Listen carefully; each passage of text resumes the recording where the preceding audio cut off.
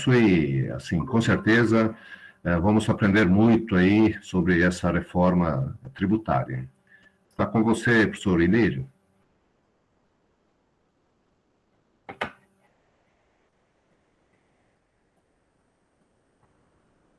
Está sem áudio. Obrigado, professor Cílio. Nervosismo. Só avisando a todos, então, nós estamos iniciando a gravação, esse evento é gravado, depois ele ficará disponível aí para quem quiser rever ou utilizar para as discussões nos seus diversos ambientes. Esse evento fica gravado no YouTube do CPConf, né? Então, a nossa dinâmica aqui, primeiramente, antes de passar a dinâmica, eu gostaria de convidar todos vocês, ainda que não fizeram a inscrição no Congresso UFG de Contabilidade e Controladoria, ainda estão abertas até quarta-feira as inscrições. Então, acesse o site lá, depois a gente providencia o site aí para quem não fez a inscrição ainda.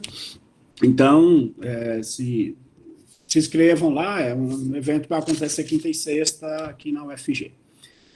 Outra coisa, nós estamos já providenciando as inscrições para a abertura do MBA em Planejamento Tributário no ano que vem. Então, nesses tempos, aí a gente já vai avisando antes para vocês poderem ir se programando, se organizando aí. Tá? Bom, a dinâmica aqui hoje, então, nós vamos ter de 20 a 30 minutos para cada um dos debatedores, agora tendo em vista o espaço, né, para apresentar as suas considerações e as suas visões sobre a reforma tributária que está em curso, né? A gente às vezes pensa que não está em curso mais, depois volta a ficar em curso, e aí assim vai, né? Mas estamos a nossa reforma tributária que está proposta, e quais são os avanços e desafios aí em direção ao desenvolvimento e à desigualdade, à redução das desigualdades. Então, eu convido primeiramente ao Francelino Valença, né? A gente chama sempre pelo nome de trabalho, né, Francelino? Mas é Francelino Chagas Valença, né? Valença Júnior, né? E eu vi lá no seu currículo que você adicionou um mestre lá agora, né? Então, parabéns aí pelo seu mestrado aí, que você concluiu esse ano, pelo que eu percebi lá, né? Então, seja bem-vindo, fique à vontade aí. Depois nós passamos a palavra para o Carlos Henrique também, que é do MBA de Planejamento Tributário, né? E a gente abre para as discussões, para os debates em relação às questões da reforma tributária e as questões que também os professores, que os debatedores levantarão aqui. Então, Francelina, é com você. Mais uma vez, obrigado aí por aceitar. Você está virando cadeira cativa conosco aqui já, né? O ano passado esteve aqui, agora de novo. Muito obrigado por atender a gente. Eu sei que você está quente, porque semana passada você estava no Congresso Internacional de Tributação, né? Da Oxfam e da Unafisco e da Fenafisco, né? Então, eu sei que você está quente, eu pude participar pouco, mas alguma coisa eu participei, né? Então, seja bem-vindo novamente e obrigado aí por aceitar nosso convite aí. Teu áudio. Boa noite, eu que agradeço o convite, aproveito para saudar o professor Cílio Zanola, saudar Carlos Henrique, que vai participar conosco, e saudar o professor Ilírio, agradecer pelo convite, e a todos os participantes que estão nesse CPConf Congresso, né? Mais um que eu participo, e, enfim, vamos começar um bate-papo. Eu não vou nem fazer a apresentação, para não fechar todas as câmeras, senão a gente vai ficar, praticamente ninguém vai se ver. Vou fazer um pouco diferente dessa vez. Bom, semana passada nós estávamos no Congresso Fórum Internacional Tributário, que é organizado pela Fenafisco, pela Anfip, e com a participação da Oxfam, aliás, e da ISP, que é a Internacional de Serviço Público, e tiveram vários debatedores internacionais. É o segundo que nós fazemos. Enfim, sistema tributário deixou de ser um mito para nós e passou a ser uma realidade quando a federação passou a abordar o tema com um olhar diferente. Não mais um olhar que nós tínhamos no passado, mais corporativista, mas pensar o que é que nós podemos fazer para a sociedade. Trabalhar em prol dessa sociedade. O que é que dá para fazer? Enfim. Mas vou começar fazendo um paralelo com o passado. Nosso passado não muito recente, entre 1769 e 89, época da Revolução Francesa, uma a cada 5 pessoas precisava do auxílio do estatal, do governo, para poder sobreviver.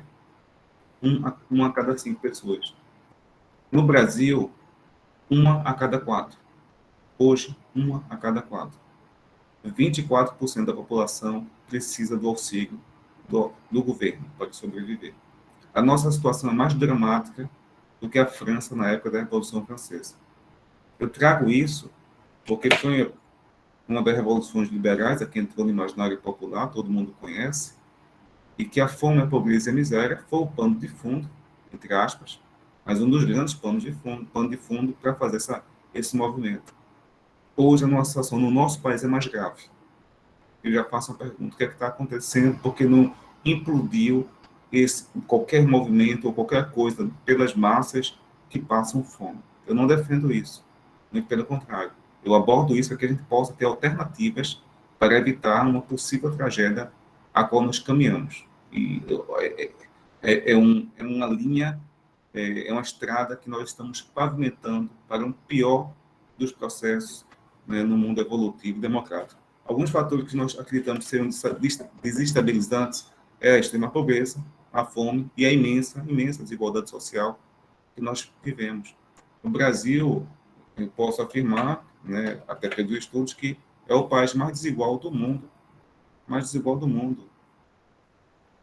exceção do Catar, que não é república. Eu falo do país do mundo republicano, democrático, nós somos o país mais desigual do mundo. Tem algumas fotos que eu não vou mostrar aqui, nesse momento, até porque eu nem preciso. Todos aqui viram, né, quem está nos assistindo, nos últimos dias, né, percorreu no meio digital uma foto das famílias recolhendo ossos para poder se alimentar no lixo. Fazia tempo que nós não vimos uma cena tão dantesca, tão grotesca, que estamos assistindo. Eu nem preciso mostrar as que eu tenho aqui. Além de... Tem uma que até seria interessante, que é um pessoal lavando utensílio doméstico no esgoto, para poder se alimentar logo em seguida. Mas, enfim.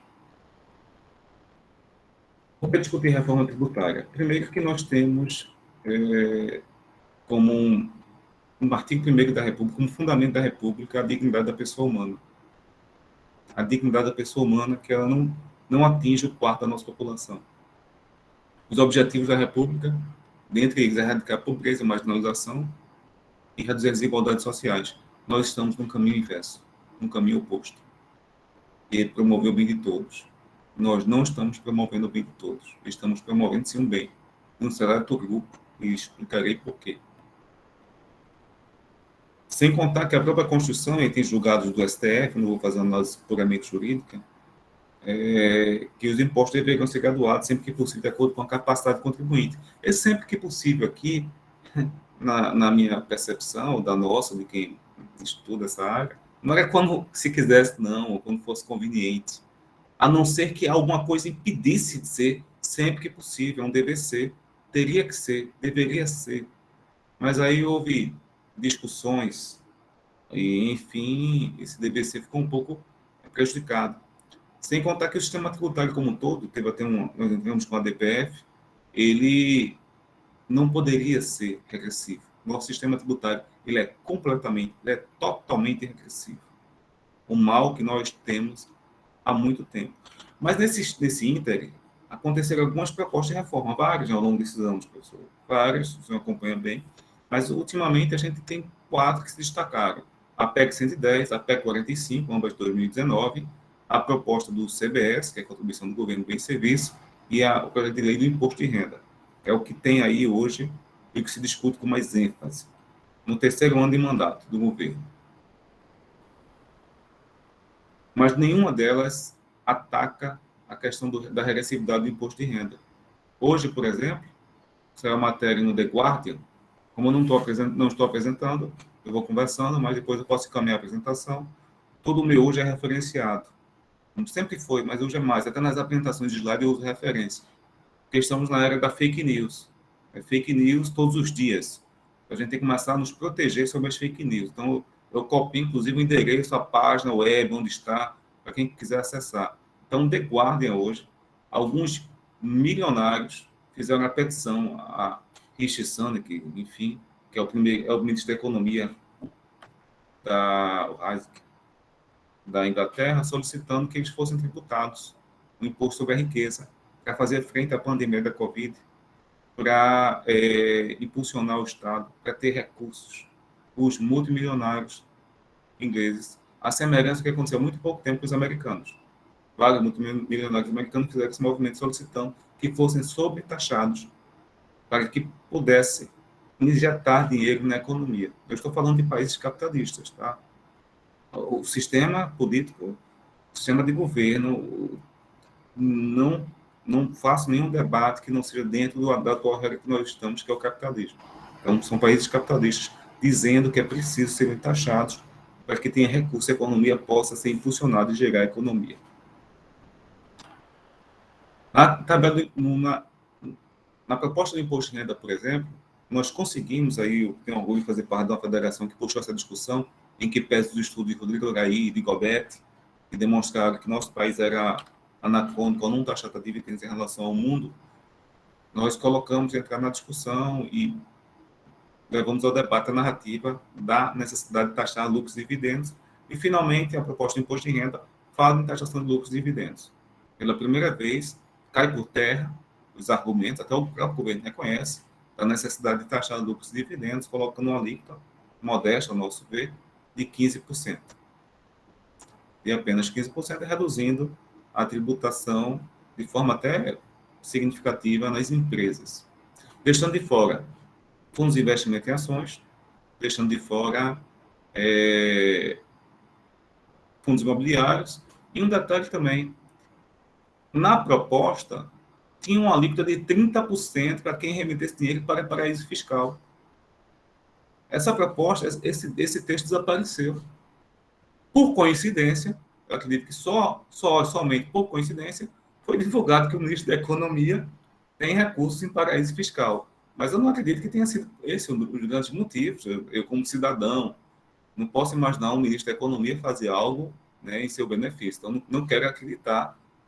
Talvez uma infeliz coincidência de ele ter dinheiro em paraíso fiscal, milhões, e essa tributação de 30% ter sido suprimida da proposta do imposto de renda que tramita no Senado, aprovado na Câmara. Outro ponto, o faturamento de empresas de Simples Nacional são empresas que têm 4,8 milhões. Eu não posso dizer que é uma pequena empresa, uma empresa que fatura 400 mil por mês,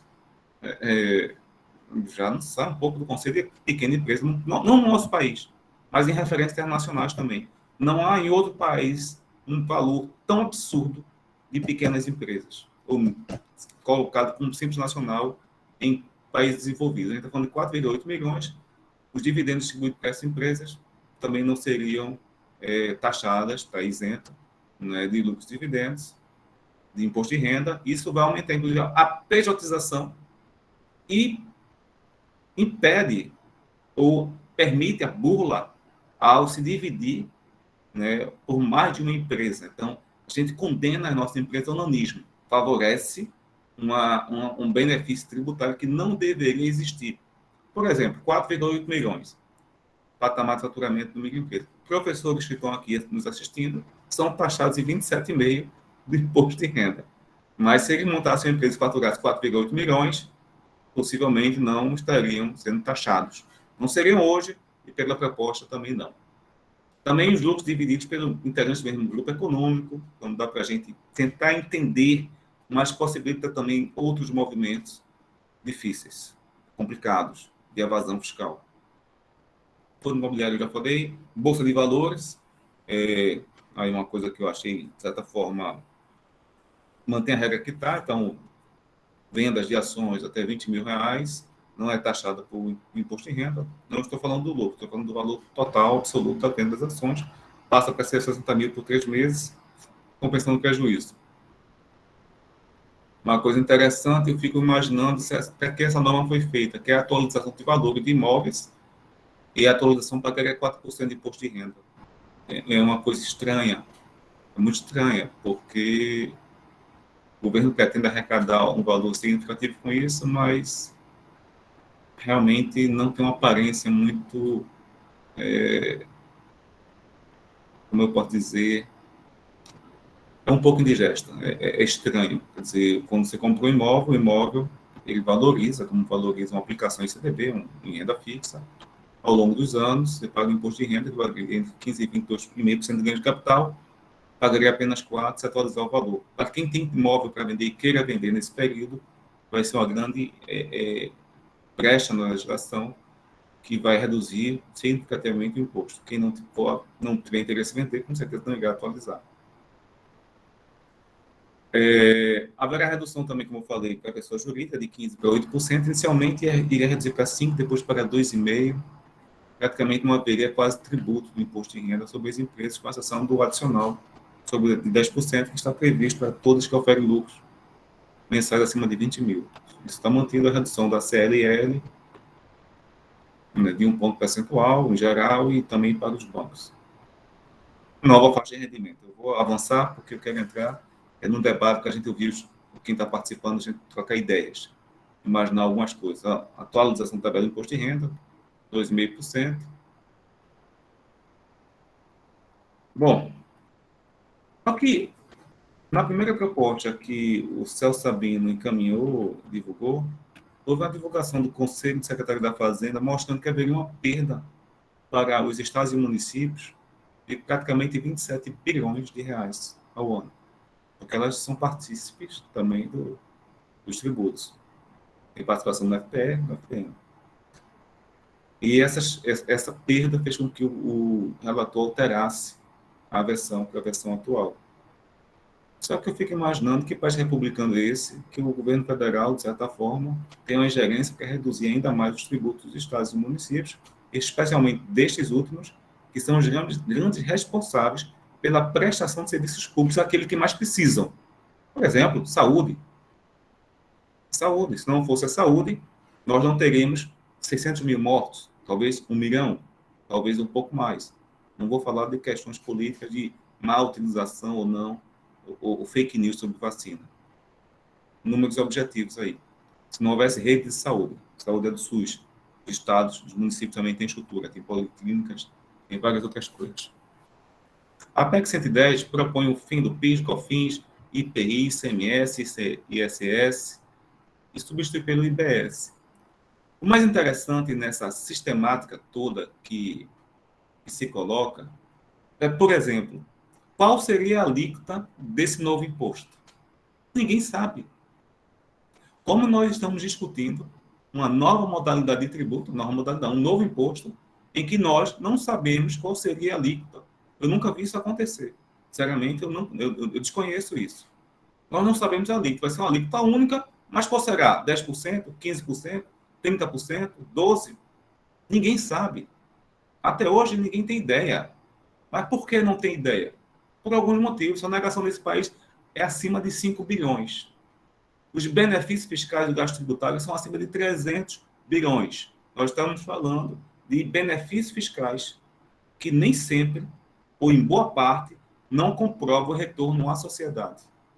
São benefícios fiscais dados a grandes corporações.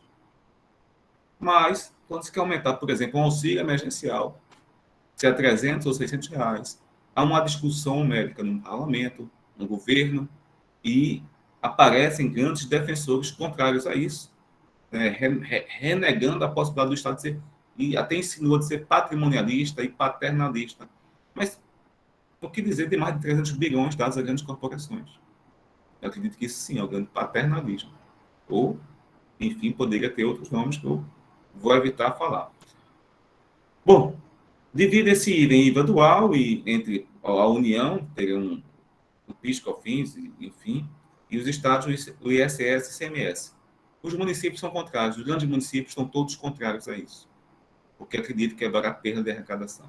Então, eles estão fazendo um movimento muito forte. A Frente Nacional de Prefeitos, que reúne as grandes capitais, já se mostraram contrárias a esse novo imposto, essa nova forma.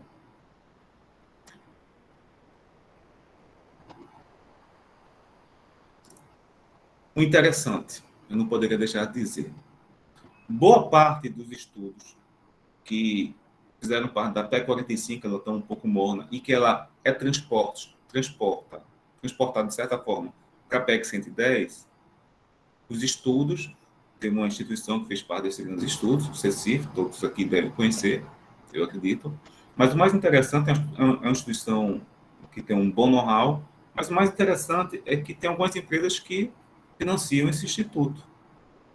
A Ambev, a Braskem, o Carrefour, Itaú, Santa Cruz, Raízen, Votorantim e a Coca-Cola do Brasil, além da Natura. Isso é que eu peguei no próprio site da instituição. Então, nós temos grandes corporações financiando o instituto que propõe uma reforma tributária. E que a reforma tributária, diga-se passagem, não tem nada de ilícito nisso, né, pessoal? Isso é lícito, isso não tem nada de irregular. Transparente, tanto que está no site, é público, não tem nada de irregular, já queria registrar. Não tem nenhum problema nisso. Só que todos nós temos interesse. Faz parte. Uma universidade tem uma linha de pesquisa, tem uma linha de atuação, uma linha de defesa. Uma pública, uma privada, uma tecnologia, a GV, cada uma defende um interesse não falo amplo, tá? Um interesse sempre de uma busca daquele saber e como utilizar. Então, é natural que o Instituto busque parâmetros e desenvolva teses que envolva algo que beneficie, licitamente, lógico, as grandes corporações, as grandes empresas. Mas nem sempre o interesse das grandes corporações, das grandes empresas, são aliados ao interesse da população em geral. Por exemplo, por que grandes mineradores desse país exportam minério de ferro, destroem o meio ambiente, utilizam a água em excesso, enquanto a população ao redor nem sequer tem água encanada e não pagam tributos sobre a utilização desses recursos? Isso interessa à sociedade? Interessa à empresa, interessa ao empreendedorismo, ao ganho corporativo, mas há um certo conflito de interesse entre a população. Então, a discussão da PEC 110 em si, ela está muito voltada à simplificação tributária, que é interessante, sem sombra de dúvida, mas há um outro processo, que é a da mudança da matriz tributária, que a nossa é muito concentrada no consumo e muito pouco, e é muito benevolente com a renda e com o patrimônio. Há nesse país estados que a taxação de transferência patrimonial intergeracional é, eu poderia dizer, 20 vezes menor do que há nos Estados Unidos. 20 vezes menor do que nos Estados Unidos, que é um país liberal e capitalista. Por que acontece isso na nossa nação? Porque a tributação de rendas acima de 1 milhão, 300 mil, 1 milhão, 10 milhões por mês é isenta de imposto de renda por ser dividendos, quando nos Estados Unidos, nem a Inglaterra isentam, nem a Alemanha, nem a França, nem a Bélgica, nenhum desses países isentam. Nenhum dos países que compõem a OCDE, praticamente, isso é só um. Então, não isentam. Então, o que é isso, senão um Estado patrimonialista, de certa forma, capturar interesses econômicos, não da população. Nós precisamos dar um basta nisso. E está sendo dado um basta em tese. Até porque o que se fala no momento, e o próprio atual relator no Senado da PEC, do imposto de renda, ele disse que seria uma coisa estapafúrdia, palavras dele, taxar dividendos. Então, ele já disse que esse próximo não deve avançar, o imposto de renda vai ficar engavetado, vai ficar na gaveta dele, pela entrevista que foi dada à Suno, empresa de investimento. A proposta da CBS, do governo federal, que junta PIS e COFINS, ela é muito parcimoniosa com os bancos, aumenta a carga tributária no geral, de outras, principalmente quem tem mão de obra extensiva, como os corpos das universidades privadas vão pagar mais, escritórios de advocacia vão pagar mais, por que pareça. E ela aumenta a carga tributária um pouco, o que é, de certa forma, base para os estados e municípios, e é o que a União vem fazendo ao longo das últimas décadas, dos últimos 30 anos, pós-Constituição, é um movimento que vem sendo feito pelo governo central. Não é privilégio do atual governo. Gosto de destacar bem isso. Isso foi feito ao longo de todos os governos democráticos pós-Constituição de 88.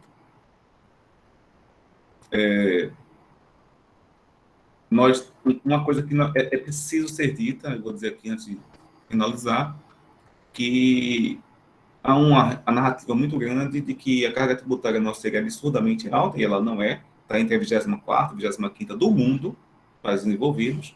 É sim a quarta sobre o consumo, sobre a renda também está acima, está lá atrás, atrás de mais de 20 países, sobre o patrimônio também, sobre o consumo é alta, o consumo atinge os mais pobres. consumo atinge aquelas pessoas que estão pegando ossos no meio da rua, sobre o consumo era alta. Mas o discurso, a narrativa, é que nós não temos um país feito a Suíça e a carga tributária da gente teria que ser baixa, porque nós não damos muitos serviços de qualidade. Bom, aí há uma retórica falsa, porque tem direitos positivos e direitos negativos. Né? E todo direito tem um custo, inclusive Holmes fala muito bem disso num dos livros que ele tem. Todo direito tem um custo. Há um custo imenso. Eu não sou contra, tá? Eu não sou socialista.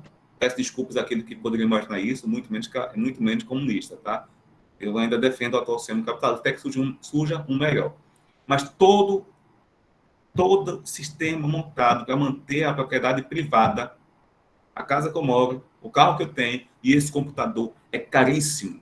Nós temos polícia, Ministério Público, Judiciário, assistência judicial, presídios, delegacias, toda uma estrutura montada para conter aqueles que infringem a lei. Essa estrutura beneficia quem tem mais recursos. E, de certa forma, não ajuda os que têm menos recursos, mais pobres, as pessoas que moram em comunidades, que antigamente chamavam de favelas, e que mudou um termo, né, ficou até mais suave, mas não conseguiu amenizar a dor e o sofrimento de quem vive ali sem ter nem água encanada e morando numa casa extremamente apertada, de um cômodo só. Essa estrutura, que é montada para nos beneficiar, não se fala de quanto custa. Se esconde o valor. Nós escondemos enquanto sociedade. Os custos que envolvem litígios privados, entre empresas, por exemplo, estrutura pública. O saneamento feito, a água encanada, que leva e permite que grandes corporações utilizem de toda a infraestrutura pública necessária. Não sou contra isso. Mas tem um custo. Nós não colocamos na ponta do lápis. Agora discutimos um Bolsa Família de R$200, ou se o aumento seria absurdo. Isso nós colocamos na ponta do lápis. Então, nós temos uma narrativa feita que esconde pontos cruciais, necessários. É um debate, como eu poderia dizer, vou pegar em questão a palavra de um colega meu, é um debate desonesto, porque ele tem um conhecimento. Nós já temos um pouco de conhecimento. Vamos tentar botar esse debate mais limpo, né?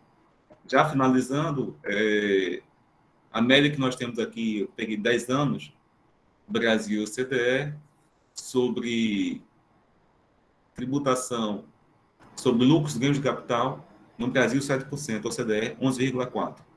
Folha de salários 9%, OCDE 9,9%.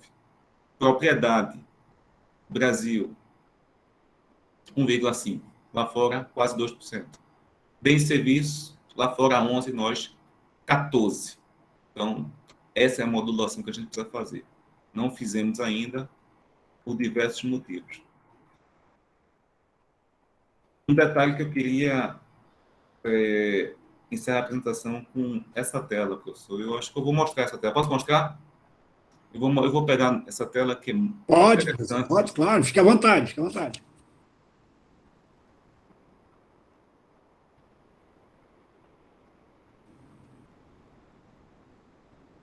É só ir na setinha para cima aí que você vira apresentador. Eu acho que já foi. Vocês estão vendo isso aqui? Ainda não. Ah, tá abrindo agora. Abriu. Essa tela direita aqui, a Barões da Dívida, já vou dizer qual o site. O site é www, todo mundo sabe disso, também com a universidade, mas faço questão de repetir. barõesdadívida.org.br. Foi um estudo que nós fizemos de 12 meses, um ano, ao longo de um ano, coordenado por Fena Fisco. Ele foi efetuado por Juliano Goulart, que é um doutor em economia, junto com Thalita, doutoranda também em economia. E o nosso trabalho foi, vou parar aqui, foi verificar qual seria a dívida ativa dos estados. Com base na Lei de Acesso à Informação, que passou a viger desde 2011, portanto, 10 anos, solicitamos a todos os estados e as secretarias respectivas dos órgãos competentes as informações sobre a dívida ativa. 10 não nos informaram até hoje. Mas tem uma lei, não tem? Tem. Nós pedimos, a federação pediu, não recebemos. Vamos ver o que nós iremos fazer. País democrático, republicano, dados públicos, dívida ativa, 10, não nos informaram ainda. Mas conseguimos 17. A dívida ativa nossa chega quase próxima de 1 trilhão, só dos estados. O governo federal está acima de 2 trilhões. 1 trilhão. O que se fala por aí é que as dívidas são podres, né? A pessoa deve ter ouvido isso. São dívidas podres, irrecuperáveis, não adianta ir atrás. Pois bem, realmente, ir atrás é ruim, porque o grau de recuperação dessa dívida é abaixo de 1%, é 0,6% de capacidade de recuperação. Só que nós conseguimos mapear que corporações que devem no estado A também devem no estado B, que devem no estado C, enfim, devem em vários estados. E no nosso ranking, nós conseguimos ter 95 dos maiores devedores que devem bilhões.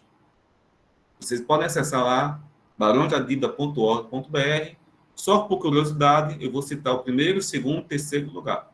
Primeiro, com a dívida de 7,8 bilhões, refinaria de petróleo de Manguinhos. Segundo, com a dívida de 6,4 bilhões, a Ambev. Em terceiro lugar, a Telefônica Vivo, com a dívida de 4,9 bilhões. Não estamos falando de empresas que não existem mais. São empresas que dão lucro, que todos os anos mostram lucratividade, empresas perenes que existem há mais de 10 anos. Mas fica uma pergunta: por que essas empresas devem tanto aos estados? A mais de um estado. Esse recurso de dívida ativa não seria recurso público, já que são recursos de tributos? E, nesse caso, nós estamos tratando de tributos estaduais. Não são tributos federais. São tributos estaduais, basicamente ICMS. O ICMS não é recurso que a população comprar um produto, um telefone, por exemplo, teria que pagar e é obrigado a pagar? Ou quando pagam com o telefone, já está embutido o preço? Ou quando compra o combustível, já está o valor lá dentro? Não era só para repassar? Se é dinheiro público, por que se deve tanto? São perguntas. Há uma estrutura montada para a utilização de recursos públicos por empresas privadas? Bom, cabe uma grande discussão sobre isso. A única coisa que eu posso dizer é que eu recebi um vídeo um dia desse de um empresário que ele ensinava como investir na sua empresa sonegando tributos. Esse vídeo deve ter circulado para muita gente. Como sonegar tributos, como não pagar, porque seria mais barato que aplicar dinheiro emprestado ao sistema, ao mercado financeiro. Não estou dizendo que é o caso dessas empresas. Estou fazendo um paralelo com o que eu recebi. Enfim, já estou há quase 30 minutos. Deixa eu ver aqui, eu estou marcando o tempo. Estou a 29 minutos. Vou encerrar a apresentação aqui, para que possa ter o debate, para que o pessoal também possa falar. E fico à disposição. Agradeço mais uma vez a oportunidade. Mas lembrando, dinheiro público é da sociedade. Sistema tributário envolve todos nós, não só os ditos especialistas, conhecedores ou doutores do direito ou da tributação. Muito pelo contrário, a população tem que ter conhecimento.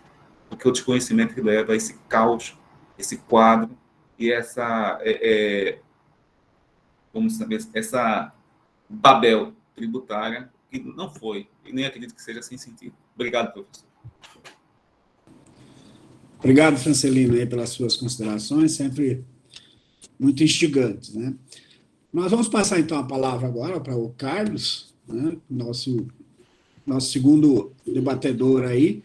Carlos, está com você, fique à vontade, pode falar, depois a gente abre para o debate aí para todos os colegas aí. Tudo bem, boa noite a todos, boa noite, professor Elírio, obrigado pelo convite, boa noite, professor Francelino, parabéns pela apresentação, dados realmente importantes para nós, para gerar mais consciência, né, para todos nós. Obrigado, professor Ercílio também, né. Eu vou pedir permissão, porque foi apresentado recentemente, né, a gente está falando de reforma tributária.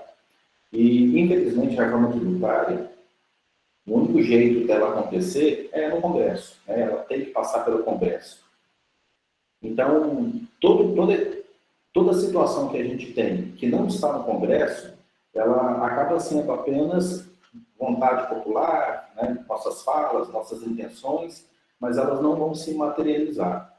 Então, todo esforço que a gente vai fazer, e aí a FENAFISCO, com certeza, faz um trabalho muito bacana nesse sentido, ele precisa chegar ao Congresso de alguma forma para que isso se transforme em realidade, para que nossas vontades possam se transformar em leis, que de fato vão ser aplicadas depois.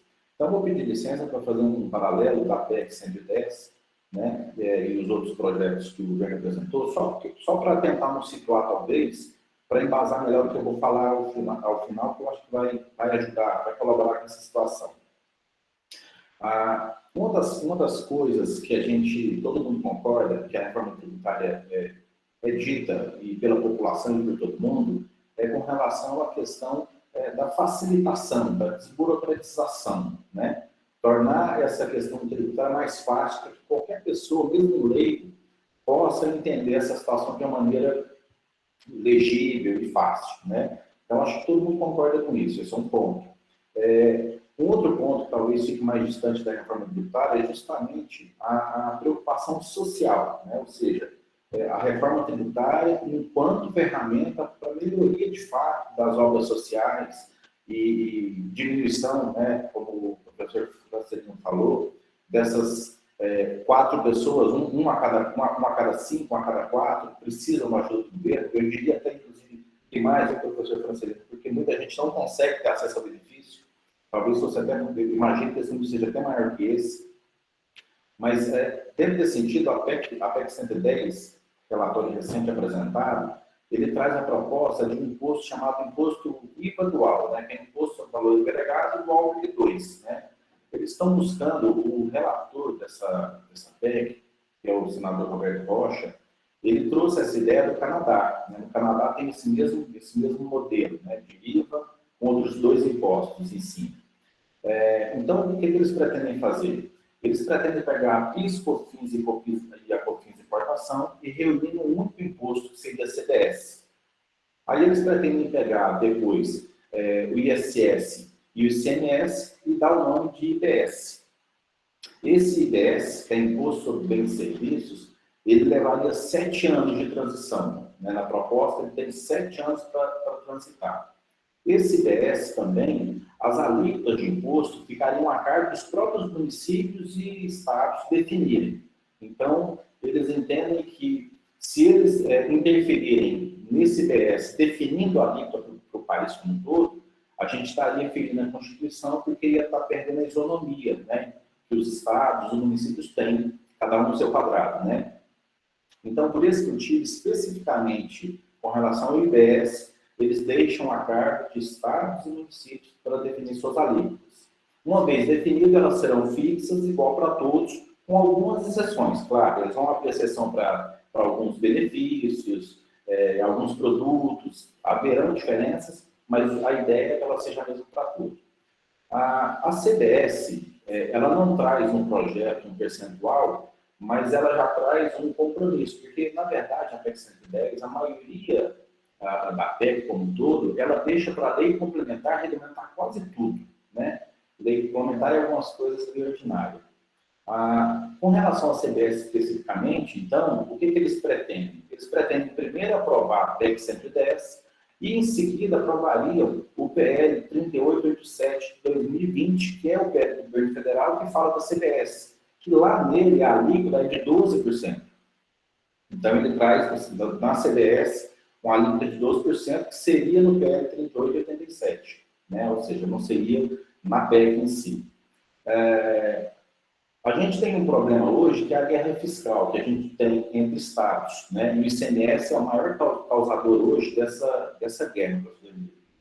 Todo mundo é sabedor disso, é um estado tentando ter melhores condições do que o outro para poder puxar, atrair investimentos, empresas, empregos para os seus estados, né?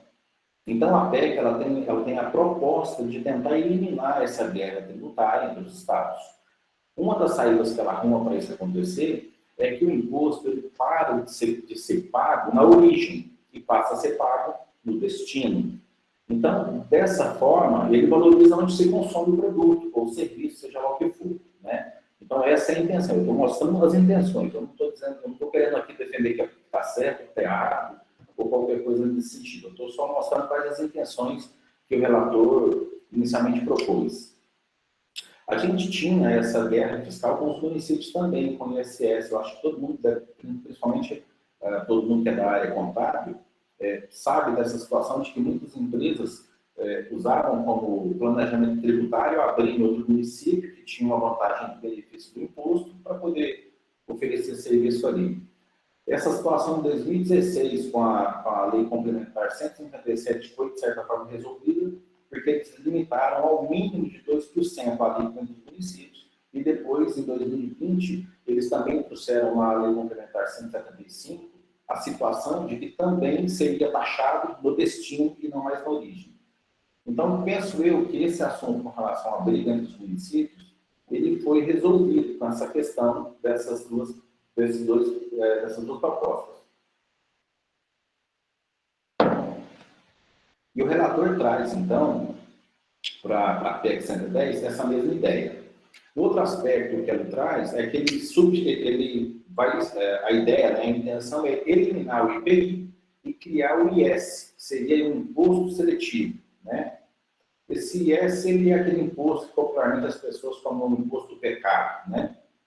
Para ser aplicado sobre fumo, bebidas, em geral produtos que fazem mal para a saúde ou que degradam o meio ambiente, né? Então, esse IS seria criado também com a extinção de IPI, deixaria de existir. Então, essa situação dentro da PEC, dentro desses três impostos, novos impostos, IBS, CBS e IS, né? Traz essa capa, né? Digamos assim. O que eu poderia citar como avanço, né? Porque a gente se propôs a tentar falar os avanços que existem dentro da proposta, né? Eu acho que essa ideia da tributação no destino é um avanço, é algo interessante, principalmente para os pequenos municípios, que não têm capacidade, muitas vezes, de ter ali empresas, grandes empresas, gerar muitos empregos. Então, essa tributação no destino, eu penso que ela é interessante, né? Um outro aspecto que a PEC traz também, que eu acho que pode ser melhorado, mas, de qualquer forma, é um avanço, que é o quê? Eles entenderam que é muito difícil você fazer política social através da tributação, ou seja, você conceder benefícios ou então redução de impostos em determinados produtos para favorecer a população mais carente ou alguma coisa nesse sentido. Como é que a cesta básica hoje, né? Tem a tributação lá embaixo. Eles entenderam, então, que isso não é muito efetivo e vieram com a sugestão essa que vem da PEC 45, inclusive. Eles vieram com a sugestão de quê? De que todas as pessoas que são cadastradas no CAD único, cadastro único, o governo federal tem um cadastro único, que é o cadastro que as pessoas vão lá e se inscrevem, e aí um assistente social faz uma avaliação, né, socioeconômica da família e verifica se ela realmente é uma família de baixa renda que se encaixa naquela situação. Então, através de CAD único, eles fariam o quê? Eles fariam uma devolução do imposto gasto pelas pessoas em outras compras. Seria como se fosse uma espécie de crédito, né? A pessoa vai comprar produtos em geral, ela vai tendo um crédito financeiro ali no CAD único e da próxima vez que ela for comprar, aí ela passa a ter abatimento do imposto que ela pagou, acreditando no crédito que ela tem. A ideia da PEC é mais ou menos nesse sentido. Então, eu acho que é uma coisa que pode ser trabalhada e também seria um avanço interessante. Bom, então, em tese, é mais ou menos isso o que a PEC 110 traz.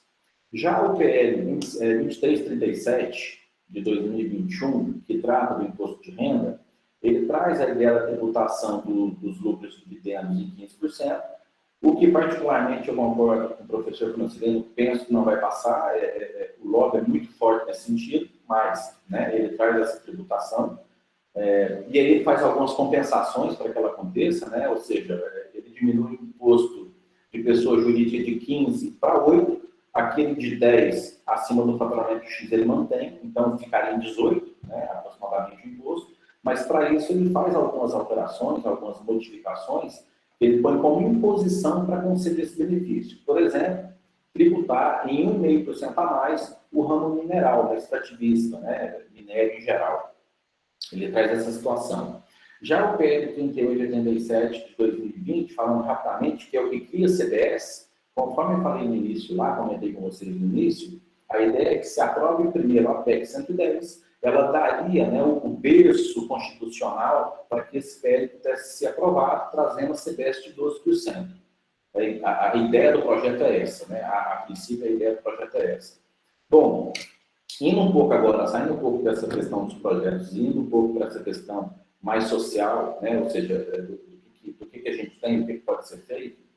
Hoje a gente tem no Brasil, a nossa média de carga tributária, ela está na média da carga tributária dos países que fazem parte do OCDE, né? O Brasil está na média. O único problema que a gente tem é porque muita gente reclama que a gente paga muito imposto, né? Mas, então, olha só, a gente está na média dos países do OCDE. Então, professor Francelino, de fato, a população, muitas vezes, ela falta a ela a percepção de um serviço público com um braço maior, né? Que possa trazer coisas que atendam, de fato, as pessoas que têm necessidade. Então, talvez não seja o problema, e quando eu falo isso, muitas pessoas às vezes se assustam, né? Falam assim, não, isso é um absurdo, não é exatamente isso, que é isso que você está falando, Carlos. Talvez o problema não seja a tributação alta, né? A gente realmente tem um problema de máquina muito inchada, muitos gastos, como o professor Francelino falou, com pontos, com foco, que não são na população mais carente, né? O Estado valoriza muito, né, a questão da posse de quem tem mais, e essas situações. Então, talvez, se fosse o caso, a gente se preocupar com isso, né, dar um foco maior para os serviços públicos para as pessoas que precisam mais. Outro aspecto importante também, que a gente não pode deixar de discutir, que nos traz muito de sabor, e aí, principalmente para quem é da área da contabilidade, professor Eduardo, que é o quê? É o fato de que o Brasil hoje gasta alguma coisa em torno de 1.500 horas por ano só com obrigações acessórias. Só com obrigações acessórias. Ou seja, isso representa 166 dias no ano, dias úteis. É algo fora do comum, é algo realmente que não faz muito sentido. Quando a gente pega a América Latina, esse número de horas cai para 237 horas, 30 e poucos dias no ano.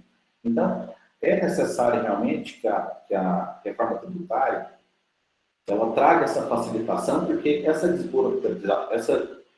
desburocratização, ela gera emprego sim, ela gera mais dinamismo, ela gera mais retorno, ela gera uma série de coisas que são interessantes para nós, né?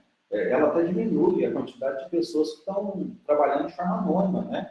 Ela traz pessoas para dentro do sistema porque facilita. Hoje, quando uma pessoa resolve abrir a empresa, ela assusta. Quando ela vai ver a burocracia que é para ela abrir e depois para manter.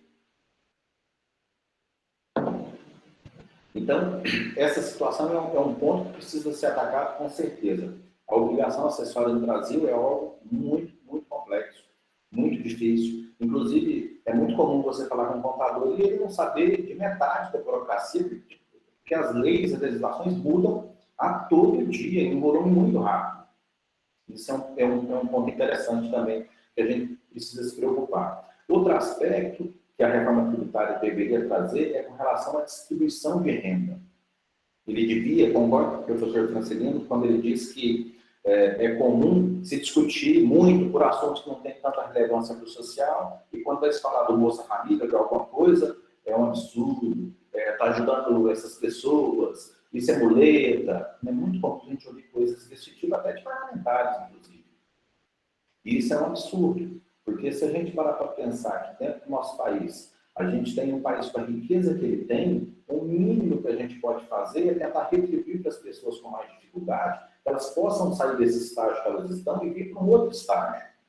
Mas essa situação é um pouco difícil, porque hoje, 43%, quase 50% da riqueza do Brasil está na mão dos ricos, de poucas pessoas, de menos de 1% da população. Enquanto na camada de baixo da pirâmide, 10% da população tem 1% da riqueza. Então, a gente percebe que isso é uma situação que precisa ser tratada, que precisa ser cuidada, porque senão a gente não vai conseguir mudar esse cenário de forma nenhuma. Agora, como eu disse no começo, como mudar isso? A gente precisa fazer com que um assunto como esse, que é a reforma tributária, ele deixe de ser um assunto de político, né? E passe a ser um assunto da política, das pessoas, da vida das pessoas. Eu até entendo que, por exemplo, a reforma tributária, que foi votada em 2019, não tenham tantas pessoas assim interessadas, porque, de fato, a Previdência não atinge a todos, né? Tem gente que está aí na idade de aposentar e não consegue se aposentar, não tem acesso à Previdência. Então, aquele assunto até que não atinge a 100% da população.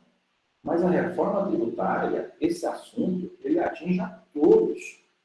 Não escapa ninguém. Nem uma criança de 4 anos, quando ela compra, ela é um devedor do fisco, ela tem que pagar imposto. Ninguém escapa. Então, esse assunto, ele precisa ser trazido para o debate público. Recentemente, eu estava avaliando a PEC 110, por exemplo, e uma das justificativas, se vocês pegarem para ler lá o texto, vocês vão ver que o relator, o senador Roberto Rocha, ele vem tentando justificar a quantidade de audiências públicas, encontros que foram feitos, para justificar a ideia de que, olha, o assunto foi debatido com todo mundo, então vamos aprovar.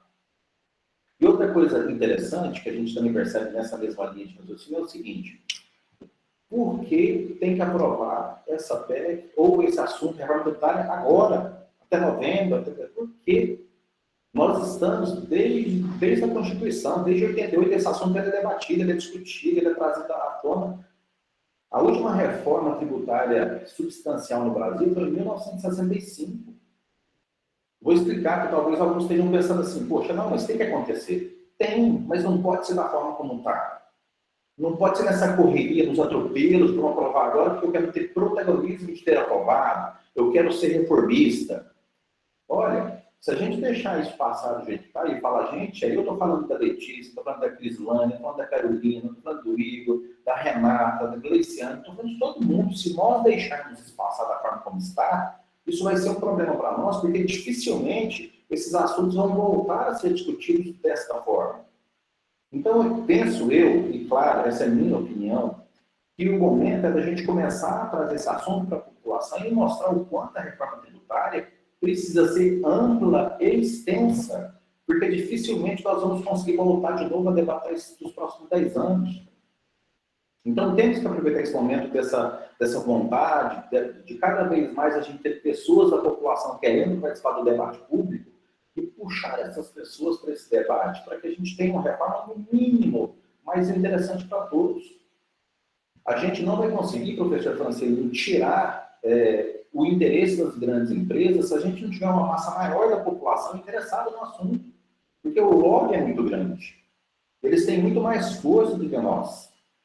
Então, é necessário que o debate seja trazido. É necessário que todo mundo comece a se interessar. Uma outra coisa que eu gosto de falar, professor Emílio, e eu peço desculpa, peço bem, né, para falar, que é uma crítica, mas uma crítica, penso eu, que saudável, interessante, aos contadores. Esse assunto de reforma tributária, as pessoas que têm mais capacidade, mais conhecimento da área são os contadores. E é normal, se o senhor perceber, no debate público nacional, a gente perceber que, em geral, os contadores são fora desse debate. Eu estou generalizando, eu não estou falando só conselho, estou generalizando. Esse é um tipo de assunto que cada contador tinha que estar interessado, entendendo, para poder explicar para os seus clientes, explicar para as pessoas que estão próximas, o que é isso, o que isso representa. Essa reforma tributária ela pode representar um salto do Brasil, do estágio que se encontra, para um primeiro mundo. E eu não estou exagerando o que eu estou falando. Claro que não de hoje para amanhã, mas de hoje para 30 anos. Isso pode acontecer. Nós estamos com uma oportunidade única de fazer uma reforma tributária que de verdade traga benefícios. Por isso que eu digo que essa urgência em aprovar a PEC 110, em aprovar esses projetos, ela é perigosa. Perigosa porque a gente sabe que atualmente costuma-se embutir o chamado jabutis, né? Nessas correrias, aproveitando da boa vontade de todo mundo, embute um punhado de jabuti ali para passar junto e ninguém perceber que aquilo aconteceu, né? Então, eu vou fechar para não delongar, por conta do horário, para todo mundo poder conversar, né?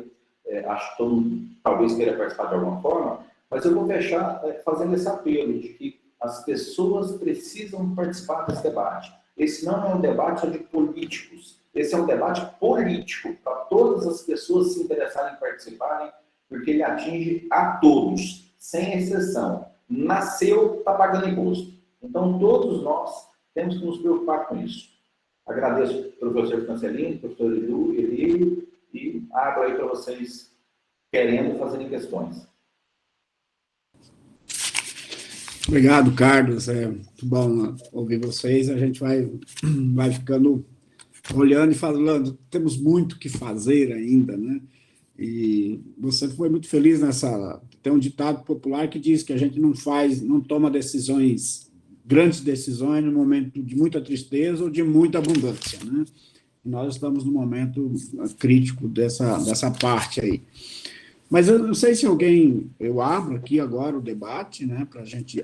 Só complementar uma coisa que me chama muito a atenção, viu, Carlos? Não é só a participação do contador nos debates, é a participação do contador depondo contra as mudanças que venham a beneficiar uma massa de maior. Então, é isso.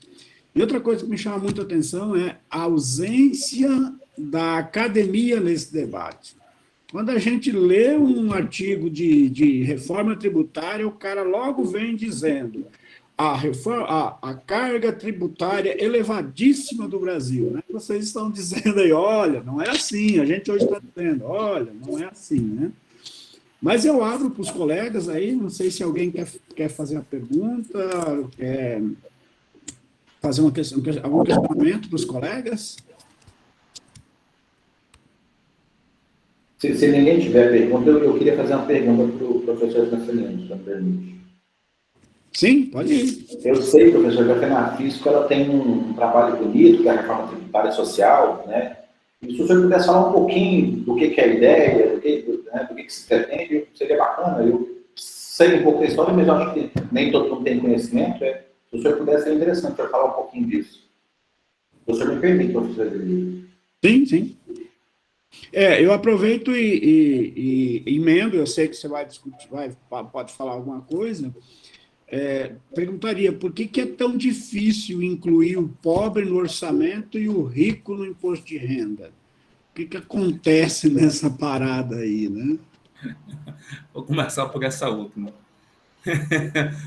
Até o professor Carlos falou interessante, quer dizer, os lobbies, instrumentos de poder, de pressão. Os ricos têm instrumento de poder, utilizam muito bem, por sinal. Eles sabem fazer um lobby, estou falando, inclusive, o lobby legal, tá? No sentido, e deveria ser legalizado no nosso país. Tem 1000 formas de convencer legalmente. Não falo de outro tipo de lobby. Tá? Então, sem contar que, de certa forma, as estruturas de poder, elas são dominadas pela classe mais rica. Os ricos que estão no poder, nas grandes indústrias, nas grandes empresas, nos grandes órgãos desse país, nos conselhos. Então, é quem domina, sem contar o capital internacional.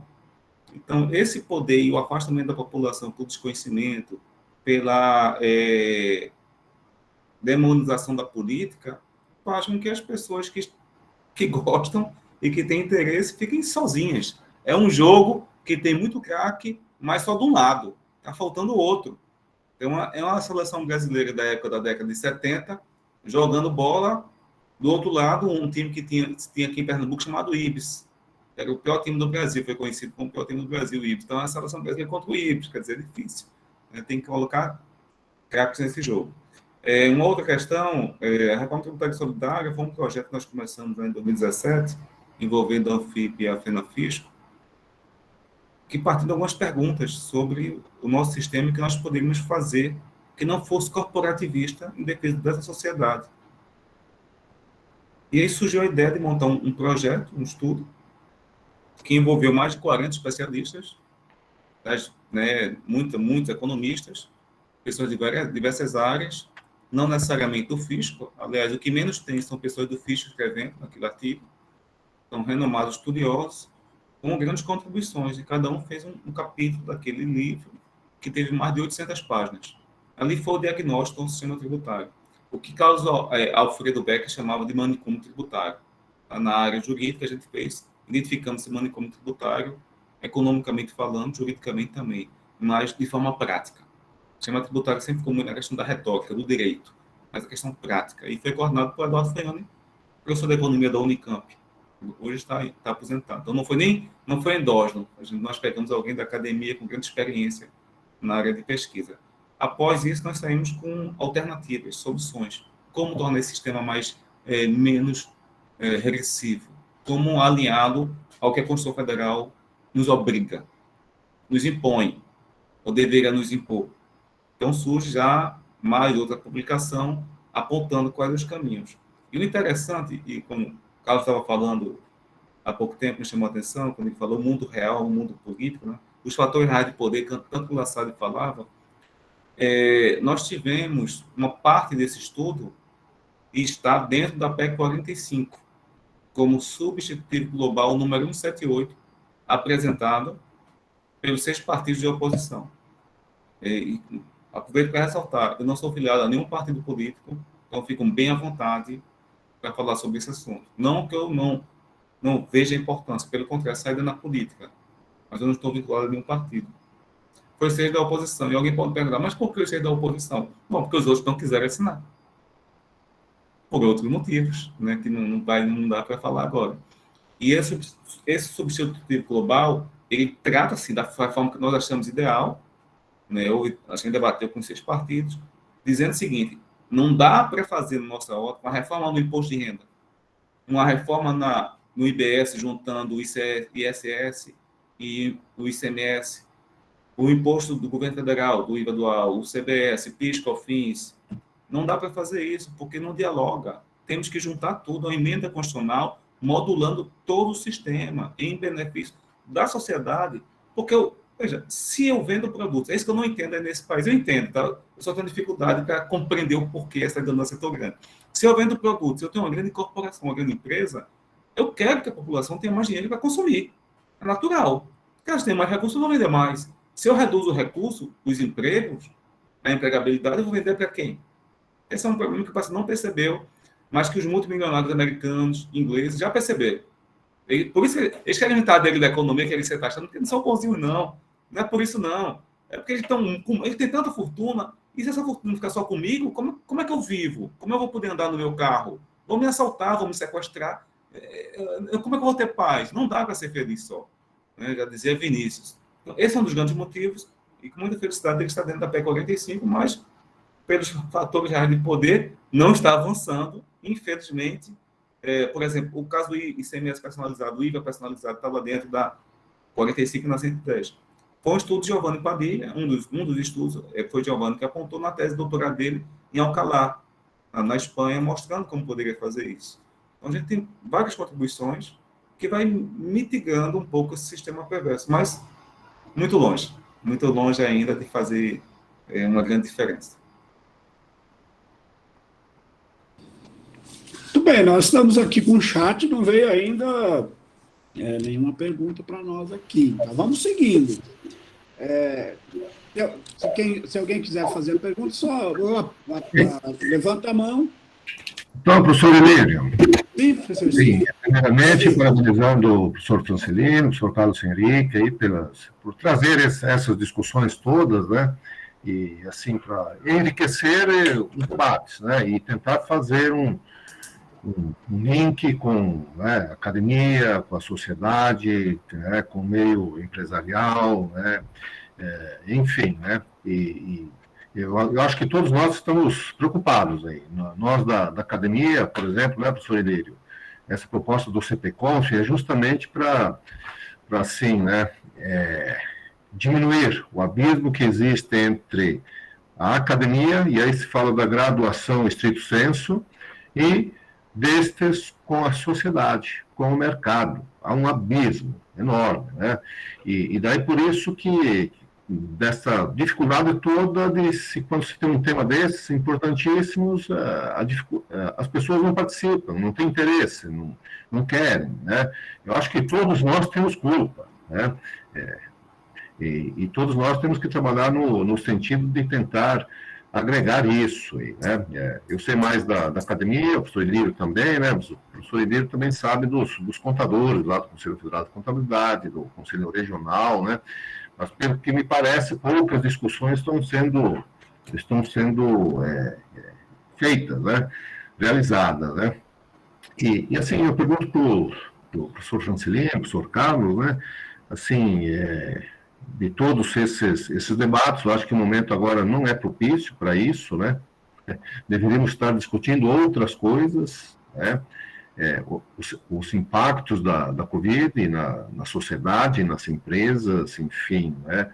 E nos prepararmos para essa discussão, né, tão importante que seria a reforma tributária, né?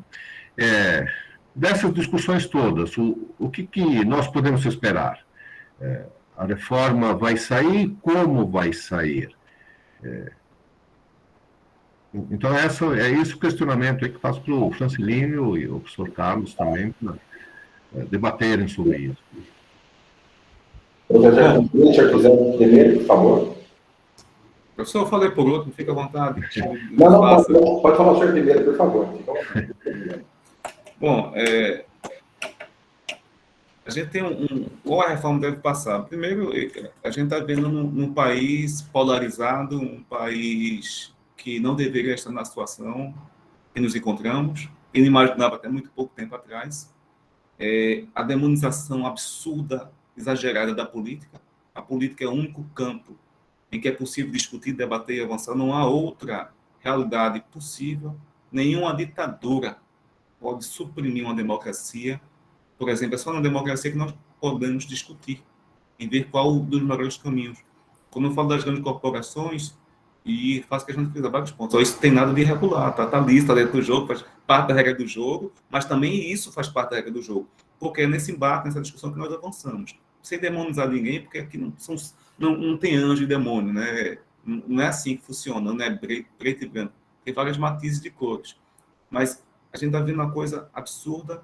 Por exemplo, eu vou entrar na pergunta especificamente.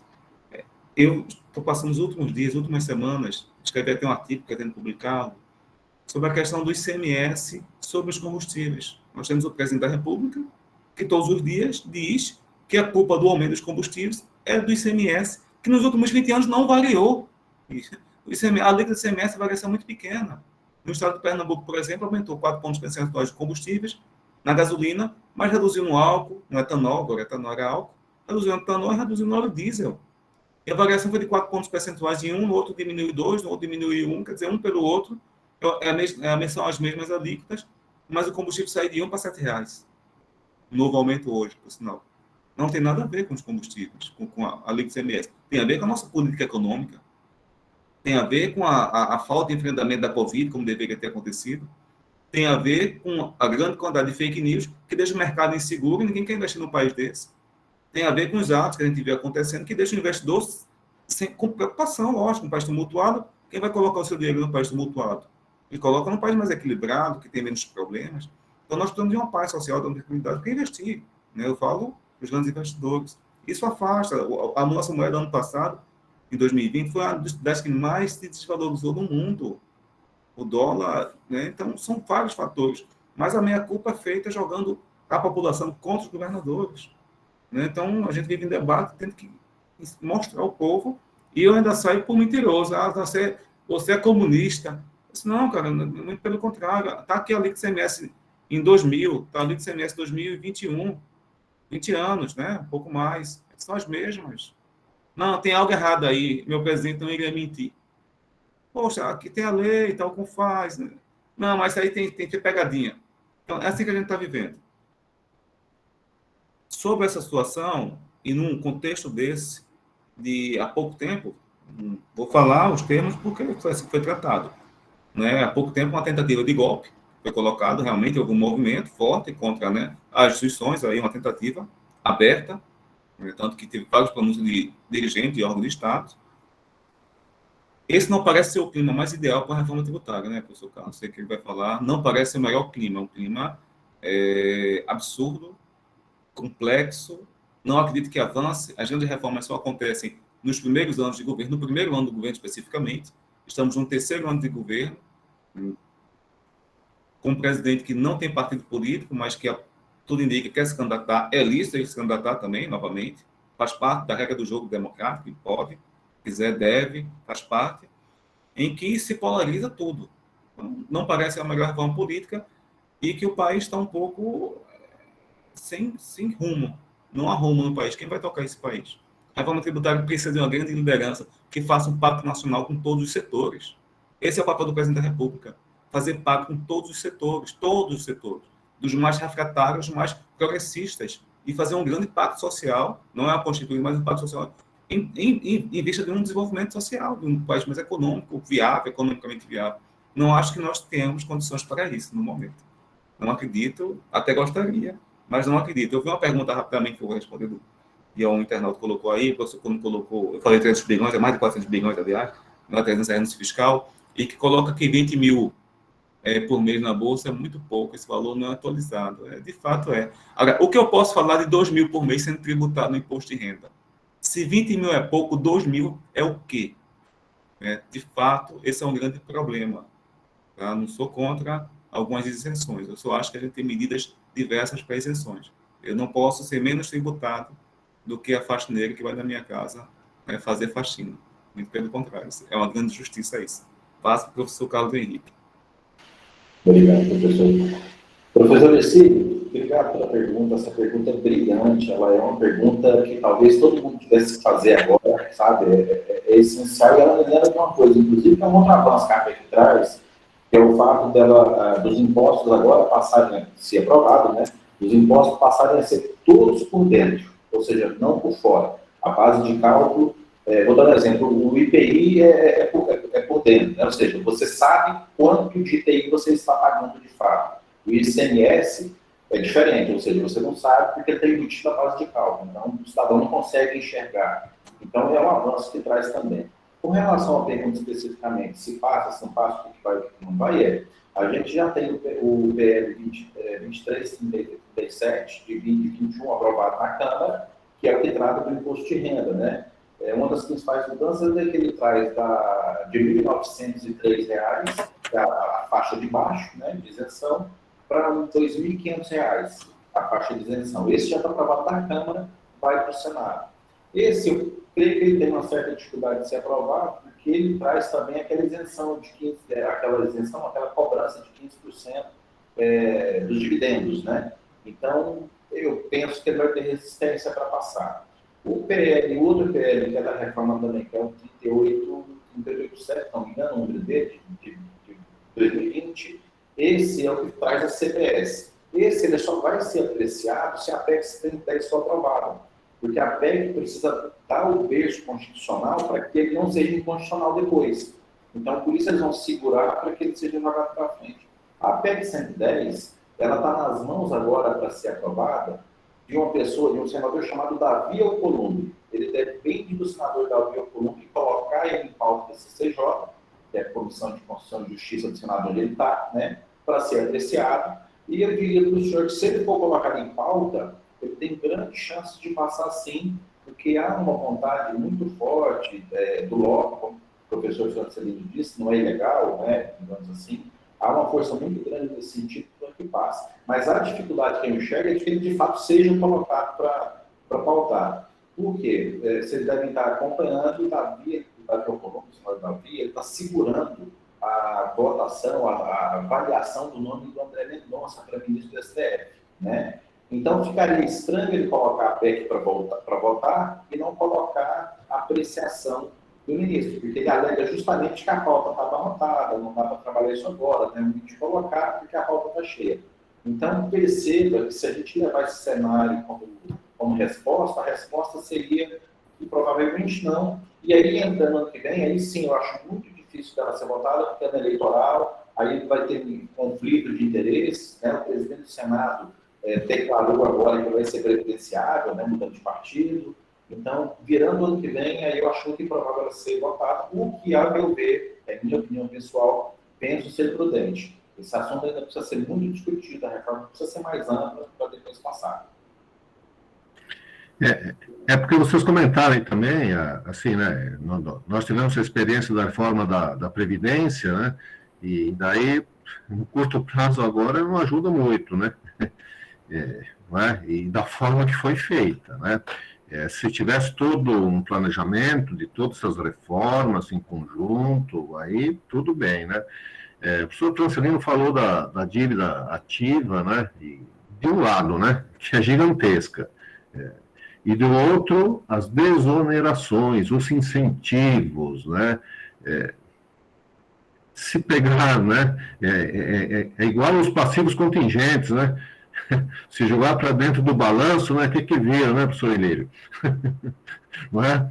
Agora, se pegar essa dívida ativa e esses incentivos, né? E colocar para dentro da tesouraria, né? Dos municípios, dos estados, né?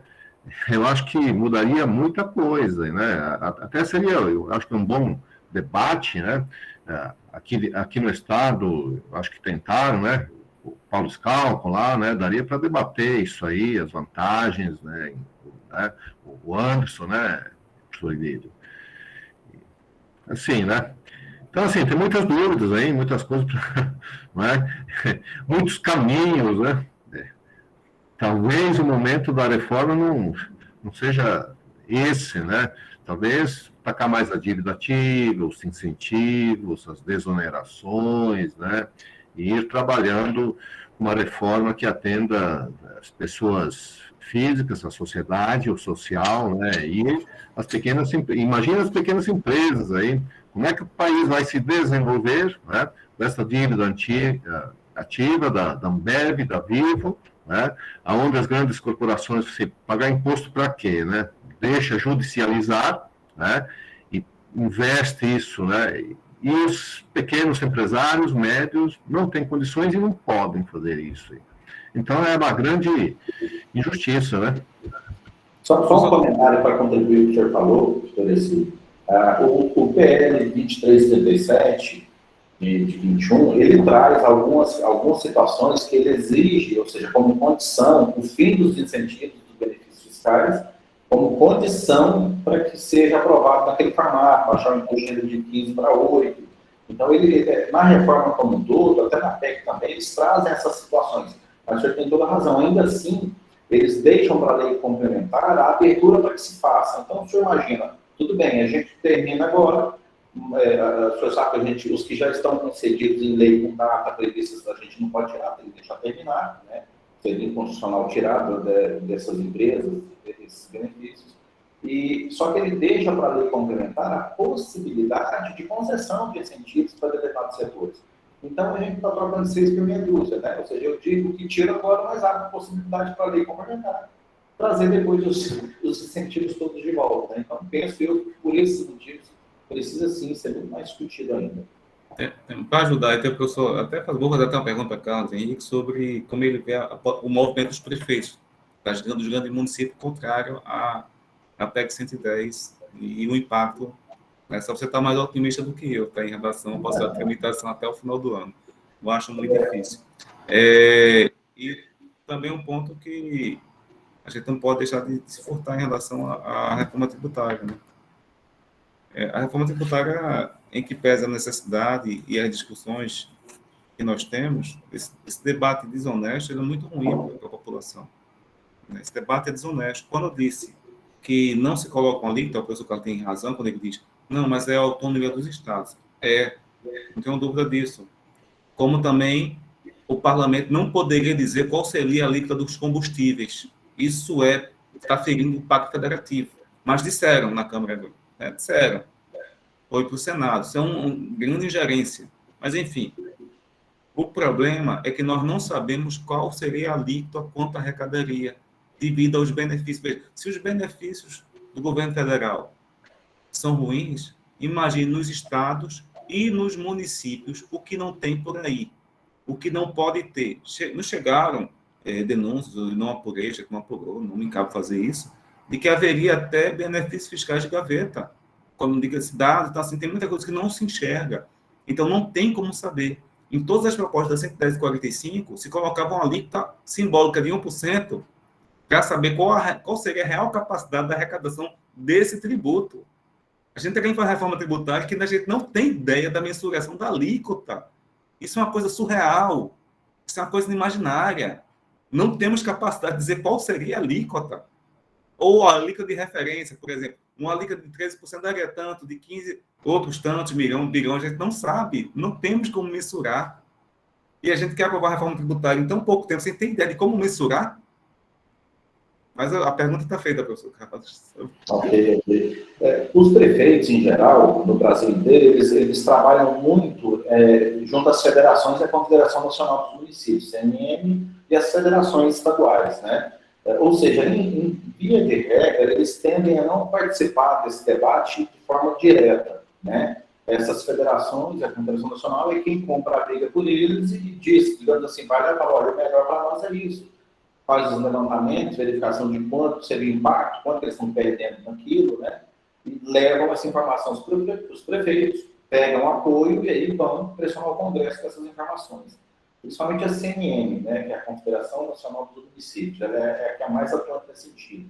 Então, respondendo mais objetivamente a pergunta, professor, eles não trabalham diretamente esse tema. Esse tema ele é delegado a essas confederações. Então, em geral, os municípios não tratam muito disso, os prefeitos não tratam.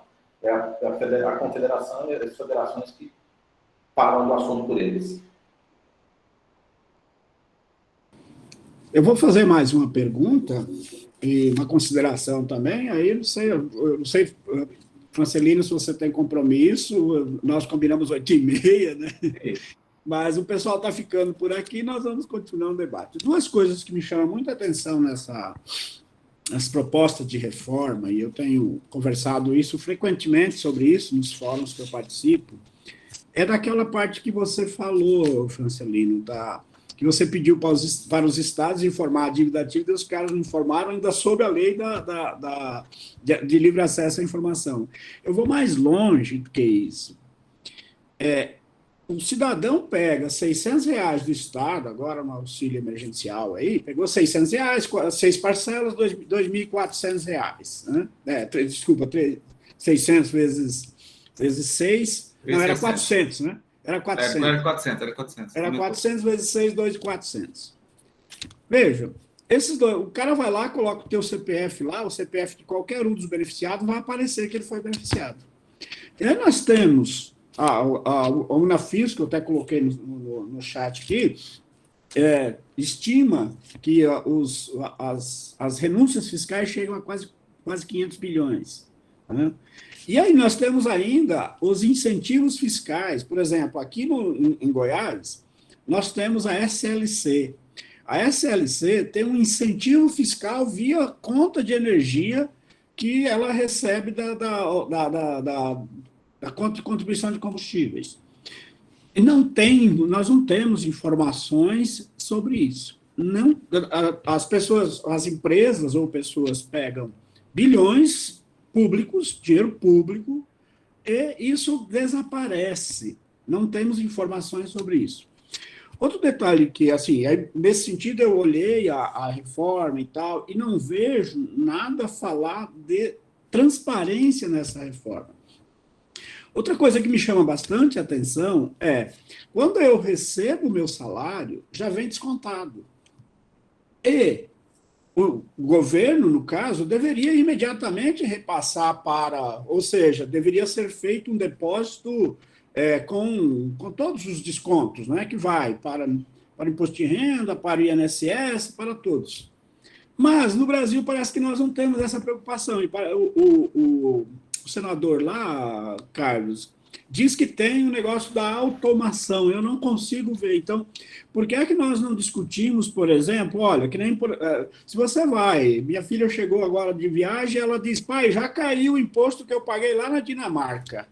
Já caiu na minha conta. Veja, ela chegou uma semana de viagem, ela declarou, o dinheiro já está na conta dela, aqui no Brasil. Certo? E no Brasil nós não temos nada pensando em usar essas tecnologias, essas informações, essas mudanças que tem, para fazer com que o contencioso tributário diminua. E se há contencioso tributário, que se faça como as empresas fazem. Primeiro, eu vou discutir, meu dinheiro está no meu caixa. Então o governo precisava fazer isso. Então, o que é que vocês estão vendo nesse caminho da automação, né, da tributação, como um processo de automação mesmo, quando você paga a conta lá no supermercado, uma parte vai direto para a conta do Tesouro, e não para a conta gigante que é lá da Ambev, que é lá da Natura, que é lá das empresas, e vira contencioso tributário. O que é que vocês veem nessas reformas que estejam na direção de melhorar esse processo de transparência de melhorar esse processo de automação dos aspectos tributários. O que vocês estão vendo aí? Vocês conseguem ver alguma coisa?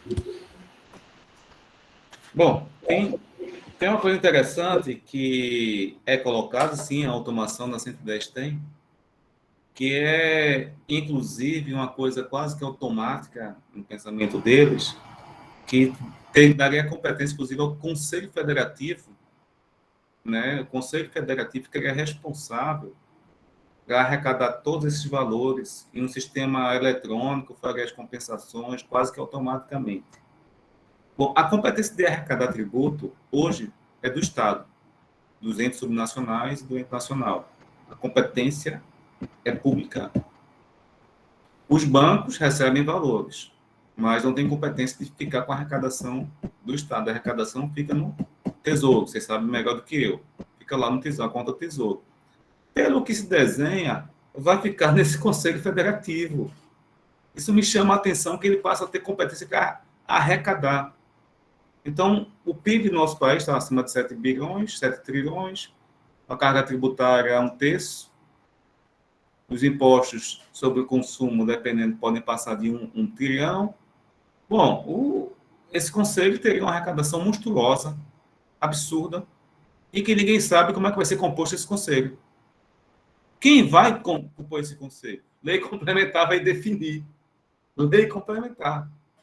De repente, a lei complementar joga para uma lei ordinária. Eu brinco com direito porque acontece tudo no meio jurídico. Vocês sabem disso. Então, é uma coisa muito sensível. E é um projeto que eu posso imaginar que não vai ficar só nesses tributos aí, no início do IBS, mas pode avançar para os outros. É, de certa forma, um risco de você colocar uma empresa privada com competência para arrecadar.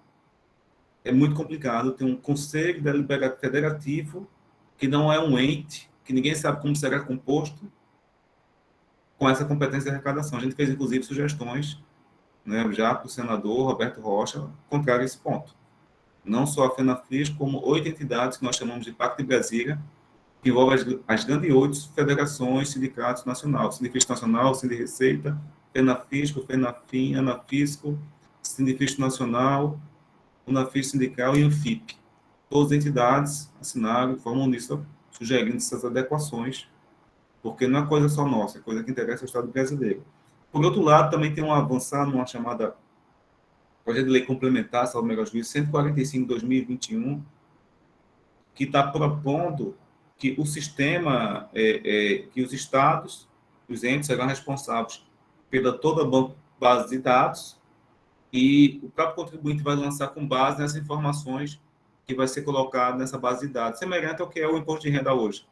Só que o imposto de renda se coloca e você depois tem que, né, dizer se sim ou se não, você tem que confirmar as informações. Dessa forma que estão colocando, parece que o responsável seriam os estados, os municípios.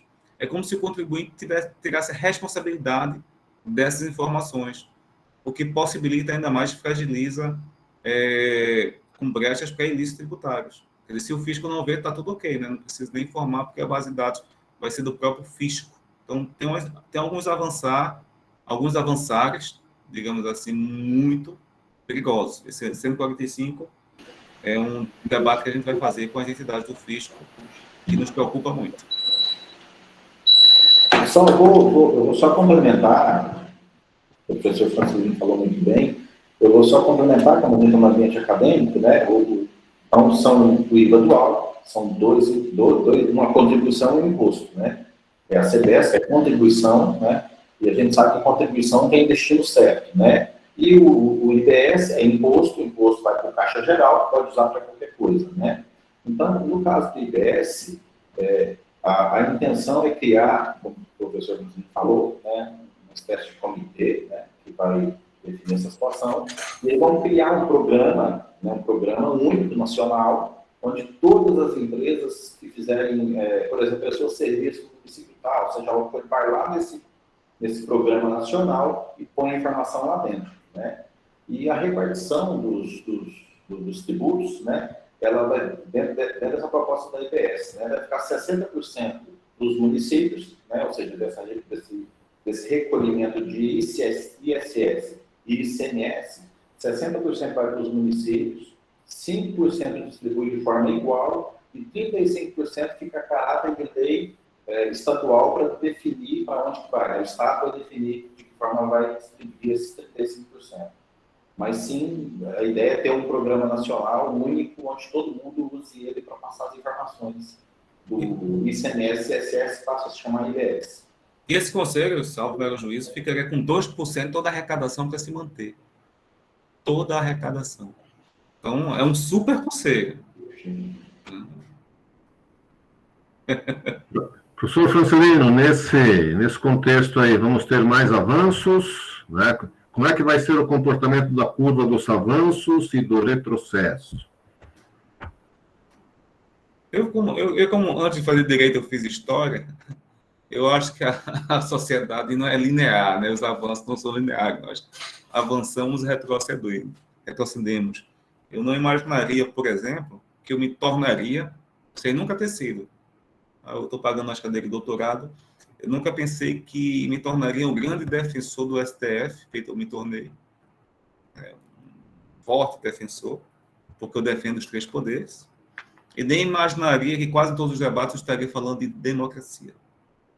Não imaginava isso. Achava, de certa forma, que estaria consolidada no nosso país e na nossa sociedade capitalista, que teoricamente estaria evoluindo. E eu me vejo cada vez mais debatendo sobre o assunto. E quando todo mundo está debatendo sobre o assunto, é que ele está muito frágil. A situação está muito complexa. E nós, não falo de mim pessoalmente, nem de vocês aqui, mas nós, enquanto nação, somos apaixonados pelos Estados Unidos. Né? Os Estados Unidos é a grande referência em boa parte dos brasileiros. Sonham ir para Miami, ir na Disney, andar naqueles carrinhos e tal. E os Estados Unidos é extremamente democrático, é um país muito democrático, formado, inclusive, como eles chamam de pais fundadores, em princípios, né, fortes princípios que não inarredáveis. E por que nós não tomamos como exemplo essa capacidade democrática que eles têm? De fato, eles têm. Cada vez que eu estudo mais, eu até fico surpreso com essa capacidade que eles tiveram. Não acho que a cultura americana seja das melhores, muito pelo contrário. Mas esse aspecto é um ponto positivo que eles têm. Eu acredito que, enquanto sociedade, a gente está num grande risco, imenso risco. A Harry, numa das palestras dele que eu assisti, até deu para a XP, ele falou que quando a imprensa ela começou a se desenvolver de fato, impressão, o livro que mais vendeu no Renascimento foi Como Identificar Bruxas. A gente já estava fora da Idade Média. Então as pessoas começaram a pegar livros para identificar bruxa, para saber se aquela mulher seria bruxa ou não. Então parecia que temos volta da era da Inquisição. Então nós temos uma queda por informações falsas, por coisas de outro mundo que eu falo não é de religiosidade, tá? Não é disso. Coisas de outro mundo, coisas absurdas, por teoria da conspiração. A sociedade parece ter isso, não só a nossa, todas as sociedades. E com a avançada tecnologia, em que pese que o conhecimento fica muito horizontal, nós estamos vendo um grande avanço em matérias falsas, fake news, uma grande desinformação. Essa pós-verdade é muito ruim. O que afasta a população dos grandes debates, da reforma tributária, por exemplo, desse tempo necessário que a gente precisa. É muito ruim isso. A gente está com dificuldade, inclusive, de formação de capacidade de raciocínio. A gente está tendo isso, vocês estão acompanhando isso na academia. Quanto mais o conhecimento, a facilidade tecnológica, mais dificuldade nós temos sobre isso. Isso é o grande problema que nós temos enquanto sociedade. Mas, quando a gente faz também uma questão linear ao longo dos séculos, a gente vê que vamos avançando, de certa forma. Né? Avançamos, retrocedemos, mas é como uma bolsa de valores. Né? A longo prazo, ela sempre sobe. Então, mais ou menos, na sociedade sempre avança. Acho que, no atual momento, a reforma tributária seria muito temerosa, seria complicada. Há um risco muito grande de forte desoneração das camadas mais poderosas da sociedade, de quem detém o poder, e o aumento da desigualdade já está imensa. Teve um estudo agora publicado recente mostrando que a desigualdade ampliou a galope, muito, e conversando com o Juliano Goulart, por exemplo, que existe um estudioso do tema, isso, Celino, eu vejo como economista uma piora. A gente não chegou no fundo do poço, vai piorar ainda mais. E eu também concordo com ele. Eu acho que a gente está nesse caminho, e em que pese não se fazer grandes reformas em momentos ruins, mas é nesses momentos ruins que a sociedade reflete e muda o paradigma, muda o caminho, altera. Depois da Segunda Guerra, nós tivemos duas coisas maravilhosas. Duas coisas, pós-Segunda Guerra, um inferno daquele. reconstrução de toda a sociedade, toda a Europa, né? Então, as pessoas do agro que não tinham para reconstruir as nações, e o avançar não da letra da lei, mas dos conceitos das constituições modernas, defendendo democracia acima da lei por causa do nazismo, por causa do fascismo, porque eles seguiam a lei ao pé da letra e mataram muita gente, fizeram genocídio, cometeram genocídio. Então, esse avanço, essa busca por algo acima do que a gente está enxergando. Então, o momento da Covid seria esse grande momento para a gente, como sociedade, buscar algo que a gente não estaremos enxergando, pararmos, e o que é que a gente pode fazer para a sociedade melhor, né? Para a minha sociedade, para o meu país. E parece que está faltando um pouquinho disso. Eu acho que, infelizmente, a gente ainda não atingiu aquele limiar necessário para a mudança de rota política, muito menos econômica e, de certa forma, muito menos dos valores. Não falo de valores religiosos, falo de valores humanos, humanistas. Acho que ainda falta muito para a gente, como sociedade, infelizmente. Acho que vai piorar um pouquinho mais, professor, para depois melhorarmos.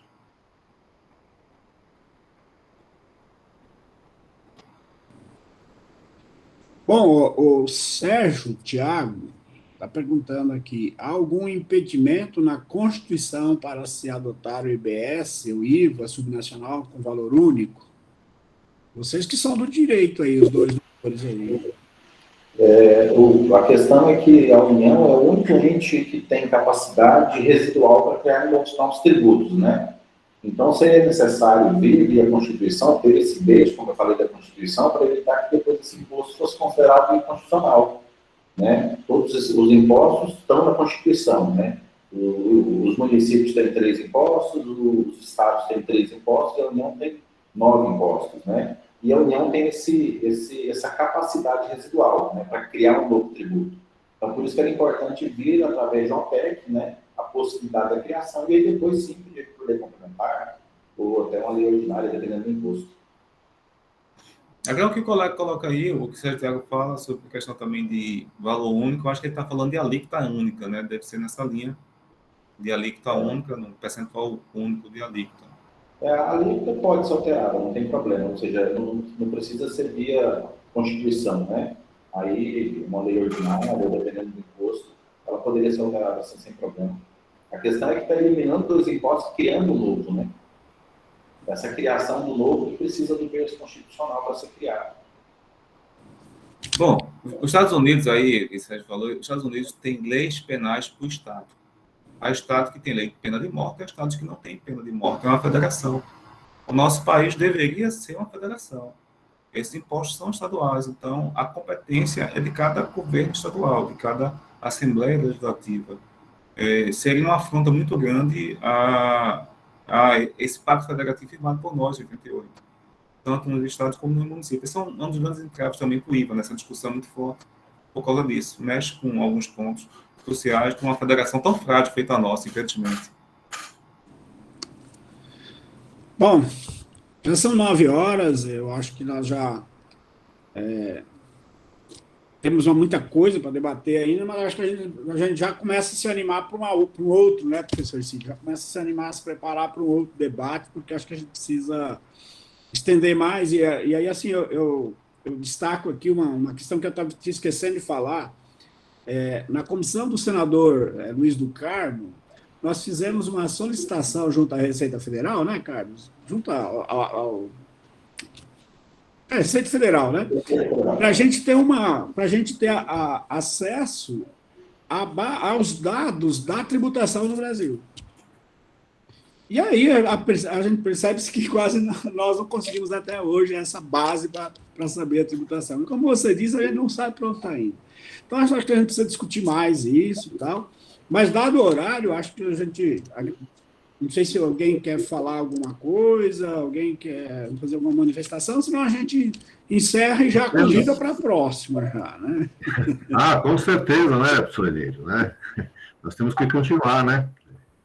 Eu achei muito interessante a iniciativa da Universidade da USP Ribeirão Preto, que está criando um grupo de estudos para a proposta de tributação. Mas o grande problema que a gente tem é todos os estudos, por exemplo, nós precisamos discutir para que lado o Brasil vai, afinal de contas. Essas propostas que tem aí não discutem o modelo de país. Elas discutem ou simplesmente, então nós não sabemos se nós vamos incentivar, por exemplo, as energias limpas, se nós vamos incentivar tecnologias, nada disso está em discussão, nós não discutimos país, acho que nós precisamos discutir país. Acho que a academia precisa discutir mais isso. Mas vamos ficar por aqui hoje. Apenas um aviso aqui, professor Ilírio. Tem um aviso? Então vai. Divulgar os próximos eventos aí do CPConf. Sim, pode falar. Básico de regressão múltipla com o Stata, né, vai ter aos sábados, vai ter 3 encontros aí para o pessoal que tá participando aí, né, amanhã vai ser divulgado aí. E agradecer aí o Francelino e o Carlos aí pela disponibilidade e pelo rico debate. Obrigado. Pessoal, nós já fizemos a chamada pelos presentes nos chats, tá? Na lista de presença aí. Puxou pelo Google mesmo. Mas se alguém está aqui e não se inscreveu e quiser o certificado, nos mandem o nome e os dados para o certificado, que a gente confecciona o certificado, tá? E de modo que nós já fizemos a chamada, tá? Foi quem falou aqui, foi a Renata, né, Renata? Nós já fizemos a chamada, esses nomes, todo mundo está aqui. Mas quem não está inscrito, pode mandar e-mail para mim, o professor Cílio, que a gente providencia o certificado, tá? Bom, também, então, agradecer aí ao Francelino Valença, né, pela brilhante exposição. Eu, começando, sempre segui vocês lá da FENAFISCO, tem muita coisa boa lá, do NAFISCO também, então, tem um material muito bom lá. Agradecer ao Carlos aí também, né, que acompanha, o dia a dia do Carlos, né, como assessor parlamentar no Senado, é o dia a dia dele, eu acho que trouxe grandes contribuições para nós aqui. E agradecer a todos que tiveram a paciência de estar aqui com nós até agora, discutir isso. Eu acho que a gente não pode deixar esse debate morrer, essa discussão morrer, e fazer mais discussões assim, acho que é muito importante. Não sei se o Carlos e o Francelino querem fazer alguma palavra final, fiquem à vontade. Eu só quero agradecer ao professor Henrique, professor Ercílio, professor Francelino, muito obrigado pela oportunidade, contem comigo sempre que precisarem, qualquer tipo de informação do Senado também, fique à vontade para consultar, que a gente contribui dentro do possível. Obrigado por todos que estiveram aqui conosco participando. Creio que o debate foi de grande valor para mim, aprendi muito com o professor Ercílio também. Obrigado a vocês, fiquem todos com Deus. Bom, aproveitar também, agradecer aos dois, professor Lírio, Cílio, e dizer a Carlos que ele tem um grande desafio, tá? No momento que a política está sendo demonizada, está se colocando a política como o grande mal do século do país, que não é, muito pelo contrário, ele tem uma responsabilidade muito grande como assessor parlamentar lá, né, que conheço o trabalho de vocês e posso dizer aqui em público, esse pessoal é extremamente competente. Fiquei encantado, a primeira vez que eu tive contato com você no Congresso Nacional, as assessorias parlamentares, o pessoal realmente o povo deveria conhecer o trabalho de vocês. A gente está com as melhores mentes em prol da sociedade, não tenha dúvida disso. Se alguma coisa que acontece de forma errada, não é culpa de quem trabalha naquele parlamento, e que trabalha muito. Não é feito para só ver no filme na TV, não, que bota o paletó lá, não aparece, não. Esse pessoal mal almoça, mal janta, e sai, muitas vezes, eu já vi, porque eu fiz vários movimentos que passam no parlamento, saem de madrugada. Então, parabéns, Carlos, pelo trabalho que você tem, pela equipe que vocês têm lá. Parabenizo e me sinto honrado em ter no país pessoas feito você. Um grande avanço da nossa sociedade. E os professores daqui, né, e os participantes, forte abraço, muito obrigado, excelente evento, e a FENAFISCO está à disposição novamente quando for preciso.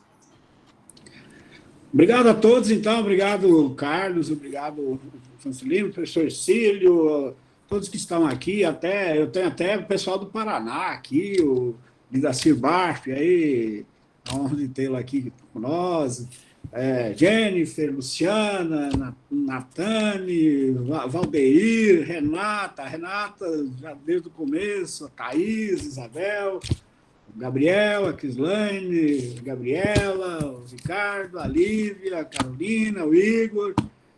Muito obrigado para vocês todos e fiquem todos bem, fiquem em casa, se cuidem, porque não estamos livres ainda. Abraço para todo mundo aí. Obrigadão.